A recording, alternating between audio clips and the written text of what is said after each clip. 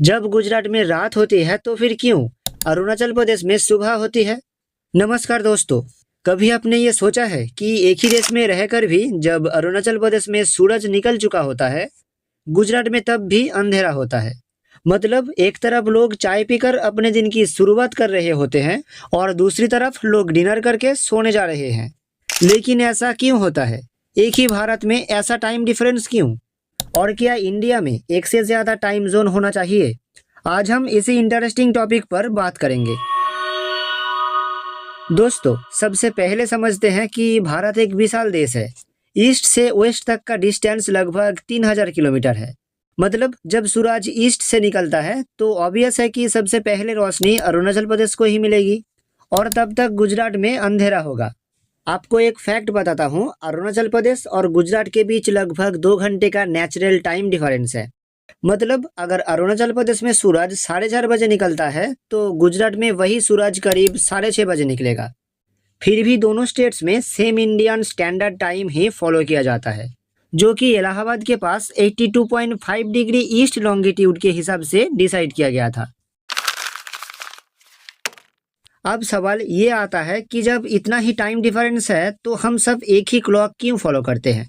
तो इसका जवाब है इंडियन स्टैंडर्ड टाइम यानी IST।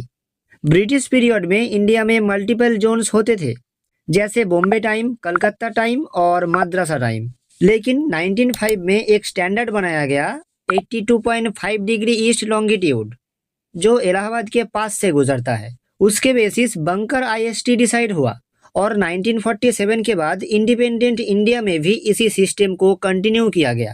रीजन सिंपल था, एक देश एक टाइम जोन, ताकि कम्युनिकेशन और गवर्नेंस इजी हो। वरना सोचिए, अगर हर स्टेट अपना अलग अलग टाइम फॉलो करता तो train timings, office timings, TV shows सब में कंफ्यूज हो जाता। लेकिन इस एक टाइम जोन के चक्कर में ईस्ट इंडिया के लोगों को दिक्कत होती है। जैसे अरुणाचल प्रदेश में सूरज सुबह के 4:30 बजे निकल जाता है और शाम को 5 बजे ढल जाता है। मतलब उनके दिन छोटे लगते हैं। रिजल्ट, प्रोडक्टिविटी कम होता है, इलेक्ट्रिसिटी का ज़्यादा यूज होता है और स्टूडेंट्स और वर्कर्स को जल्दी उठना पड़ता है। इसी वजह से बहुत बार डिमांड आता है कि इंडिया में 2 टाइम्स जोन होने चाहिए, एक ईस्ट के लिए और एक वेस्ट के लिए। अब चलिए दोस्तों, वर्ल्ड के कुछ एग्जाम्पल्स देखते हैं। रशिया में 11 टाइम जोन्स है, USA में 6 ऑफिशियल टाइम जोन्स है। चाइना में इंटरेस्टिंग केस है, पूरा देश एक ही टाइम जोन फॉलो करता है, बीजिंग टाइम, जबकि वेस्ट चाइना और ईस्ट चाइना के बीच नेचुरल डिफरेंस 3 से 4 घंटे का है। इंडिया का एरिया चाइना से छोटा है, लेकिन फिर भी 2 टाइम जोन्स काफी लॉजिकल लगता है, एक IST ईस्ट और एक IST वेस्ट। आप सोचिए, अगर इंडिया में 2 टाइम जोन्स हो गए तो क्या होगा? एग्जाम्पल के लिए ईस्ट इंडिया 1 घंटे आगे चल सकता है। इससे ईस्ट इंडिया का दिन लंबा हो जाएगा, इलेक्ट्रिसिटी बचेगी और प्रोडक्टिविटी बढ़ेगी। और वेस्ट इंडिया करंट IST में ही रहेगा। लेकिन दिक्कत यह है कि रेलवेज, एयरलाइंस और बिजनेस कोऑर्डिनेशन में कंफ्यूजिंग हो सकता है।